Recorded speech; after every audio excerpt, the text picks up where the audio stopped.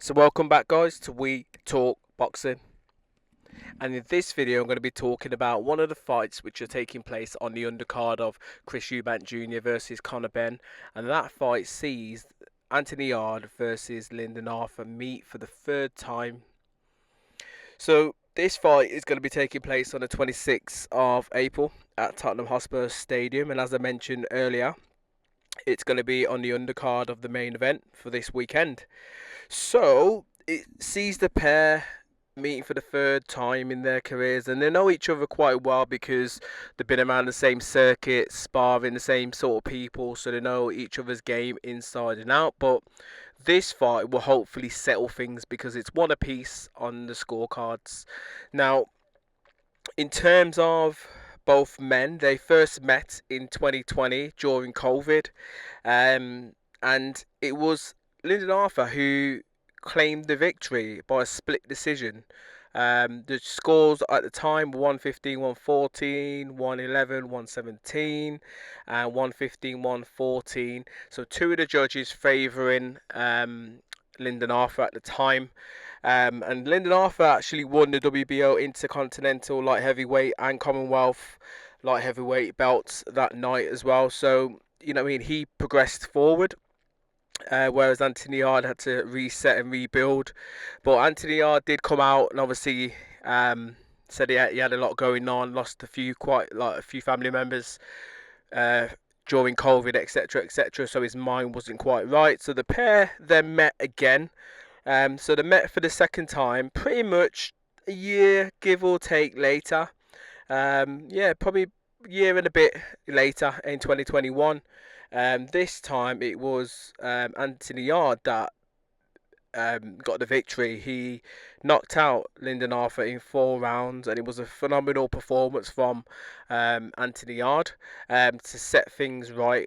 Pretty much what he should have done the first time, and it was for the same belts that he lost the first time, so the WBO Intercontinental Light Heavyweight and the Commonwealth Light Heavyweight belts as well. But in terms of both men, since the last time they met in 2021, currently so far, Lyndon Arthur, he went pretty much on a 4-fight winning spree after that, before losing to Dimitri Bivol, just on BoxRec at the minute. Bivol in 2023, and then he fought Liam Cameron in his last outing, which was in June in 2024, and he beat Liam Cameron. And we know what troubles Liam Cameron recently dealt out to Ben Whittaker, so we know that he's a quite tough and durable guy, Liam Cameron. But Lyndon Arthur obviously got through that by a split decision victory as well. So he hasn't fought since. So in terms of you guys, my viewers, you should kind of know who both men are, but I'll just quickly run it down. Lyndon Arthur, currently 33 years of age, 6'2" in height, and he fights out and resides from Manchester in England.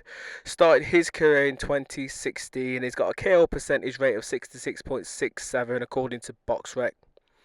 Now, in terms of fights, he's had 27 bouts, so this will be his 27th bout when he fights Yarde. He's got 24 wins, 16 of those wins were KOs. He's got 2 losses on his record, obviously one of those being to Anthony Yarde, and the other one being to Bivol as well. And one of them was the KO, which was to Yarde as well. No draws on his record. Now, BoxRec have him down as the 7th best British light heavyweight fighter currently. People that are above him are people like Willie Hutchinson, Craig Richards, Zach Parker, Anthony Yarde obviously, Joshua Buatsi and Callum Smith. Now in terms of world rankings, they have him down in 25th in the world. Now just going on to boxing.live, he's currently ranked in 2 of the 4 governing bodies, so the IBF number 9 and WBA number 7.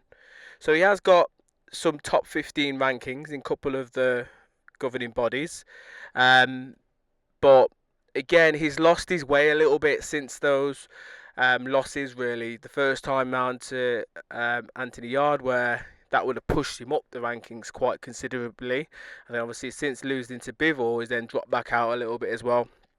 But the thing with that as well, his performances haven't been too good in certain fights as well, so some people would probably consider him maybe coming towards the end of his career now on a downward slope sort of thing. Whereas as a fighter, you don't really want to be considered like that. You want to be considered as one of the best, if not the best in your weight division. But again, 33 years of age, and you know what I mean, probably nowhere near in the estimations of the best in the world. Um, this fight's going to tell us a lot about Lyndon Arthur, and I like Lyndon Arthur. I think he's got a lot to offer boxing, especially his trainer as well, his uncle Pat Barrett. Now, in terms of Anthony Yarde, again, you guys should know pretty much who he is. Quite flamboyant. This will be his 30th professional bout when he meets Lyndon Arthur on the 26th. So he's got 26 wins, and 24 of his 26 wins are KOs. He's got 3 losses on his record. 2 of his losses have been KO losses, so he's lost to the likes of Beterbiev, which was his last loss in 2023, which he lost in 8 rounds. He also lost to Lyndon Arthur, obviously, back in 2020. That was a split decision, before losing prior to that to Kovalev in 2019 as well. So he's lost to some big names, but he's also, as I said, his KO rating is quite high. It's very high. It's 92.31 according to BoxRec. Now, Yarde, obviously 6 foot in height, from Ilford, resides at Ilford, London. That's where he boxes out of. Again, started his career back in 2015. He's ranked number 3 in Britain, according to BoxRec. So the people that are above him are the likes of Boatsi and Callum Smith, and number 9 in the world as well, according to BoxRec. Now, just going on to boxing.live. Just checking out the rankings. The Ring have him down at number 5, IBF number 5, WBA number 4, WBO number 2, and WBC number 9. So he's ranked in all the governing bodies, okay, and he's ranked quite nicely as well in all of them. Obviously, the main men in that division, the light heavyweight division, currently is Dimitri Bivol. Obviously, he beat Beterbiev in their last fight, their rematch. And then Beterbiev pretty much the second best. And then you got people like Benavidez, Callum Smith, Boatsi, and then Yarde. Okay, so they're like the big names in that light heavyweight division as well. But in terms of me, in terms of my prediction, I like both fighters. I probably like Anthony Yarde a little bit more.